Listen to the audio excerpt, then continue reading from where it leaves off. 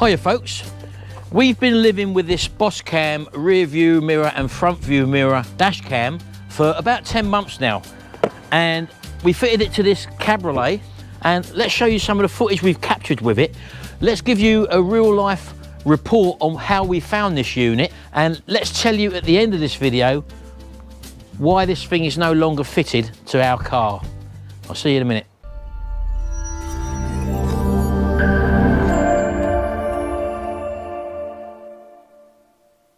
Right, we've done an installation video on this Boscam R2 mirror front and rear camera dash unit, and the reason why we purchased this one is because in the back of this cabriolet it's not very good vision when you're looking out through the back window there because of the style of the hood.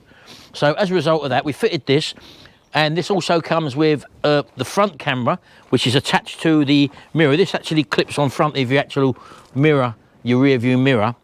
And you've got a little camera that pokes out there and looks forward through your front windscreen, and you have a wired camera which connects into your back. I'll show you that in a second.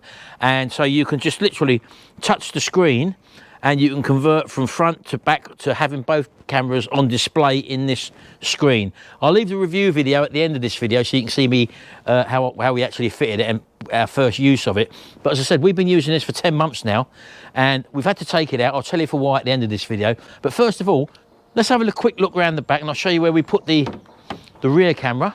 So you can place the rear camera in a normal car inside. It gives you a bracket where you can have it looking out of the rear window, but we couldn't do that obviously because it's a soft top and it's opening and shutting. So as a result of that, we had to place the camera on the rear somewhere, and we stuck it just above the number plate. Now, all well and good in nice weather, but when you're out in the rain or the weather's poor, you have to keep cleaning your lens because you lose all visibility. So if you're going to place this externally on the car like we've done there, you're forever cleaning it, but you will be driving without visibility in your rear view mirror. And it's not as if you can revert back to this because the camera just goes blurry sort of thing. So that's one of the downsides to fitting it to a cabriolet and also having the camera fitted outside like we have there. If you had a normal car, you could place it, for example, inside on a bracket they give you, so you're looking out of the rear window. And one of the things you want to be aware of as well is that placing it in an area where you need the sweep of the windscreen. By putting it right at the very top, for example, you're not going to be able to see if the windscreen isn't clearing the screen. So just one thing to note about these rear view cameras and the location you put them in. If it's inside, you want to be within the windscreen wiper swish, or if it's outside, you're going to be forever cleaning it like we've done there. So that's just what we had to put up with if that was a cabriolet like this and the roof comes down. So after the last 10 months we've been using it, and all you do, if you find an incident that happens in front of you or behind, it records front and rear simultaneously. All you do is you touch on the display the lock function, and that locks that file so that it doesn't get overwritten. So let's have a little look at some of the stuff I've picked up on our journeys over that last 10 months. Right, this was an interesting one. This was literally the first day we went out and fitted it. As you can see, we're driving, we've got both cameras there. There's a black car behind me and the black van in front is Gary. So he was going to pull into a parking space. That woman behind me, as you can see, has got plenty of space behind me. Then Gary pulls out wide to swing round. I go to do the same, and for some reason she decides to come up on the inside of me and literally nearly cut me up. So that's the idea of having the front and rear camera, so you get both perspectives on that. And this is a little thing which was interesting. You don't see many of these on the road. It wasn't a collision or an accident, but it was a Sinclair C5 from the 1980s. Look at that, look. You do not see many of them about, so I thought that was worth bringing to you folks. So we're driving along here, and that red car just decides to pull out. I'm on a 40-mile-an-hour road there, and she didn't really check, I don't think. And lucky enough, I was able to slow down and stop. Now coming along here, I'm driving along this windy road, and look at this idiot, look. It goes past another car in front on a bend, and just as we get to that bend of that hill, look what's coming the other way. Absolutely unbelievable, some people, honestly. Now here's a chap in front who is 2 cars behind a tractor, who's obviously very impatient. We've all got to wait in the queue. It's normally the car in the front of the queue behind the tractor that goes first, but as you can see, he decides to overtake the two cars. The other car decides to overtake as well, and there's nearly a collision there, all because that person couldn't wait to overtake. So at a junction, at the roundabout, normally give way to people on your right. I come onto the roundabout and sure enough they pull out straight in front of me. Unbelievable. Coming down this 60-mile-an-hour road, just in the distance there at a crossroads, a van decides to pull straight out in front of me. Unbelievable. Something you're starting to see more and more in the middle of the road is a disability scooter. Obviously no care for anyone else around him, and just pull straight out on the roundabout. Admittedly there was no traffic there, but that's not the point. Should it be allowed? I don't know.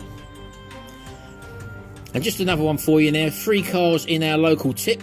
When you come out, they're only letting in 1 car at a time there. And again, I've never seen a backup of queue of traffic waiting to come in. This is just a normal weekday.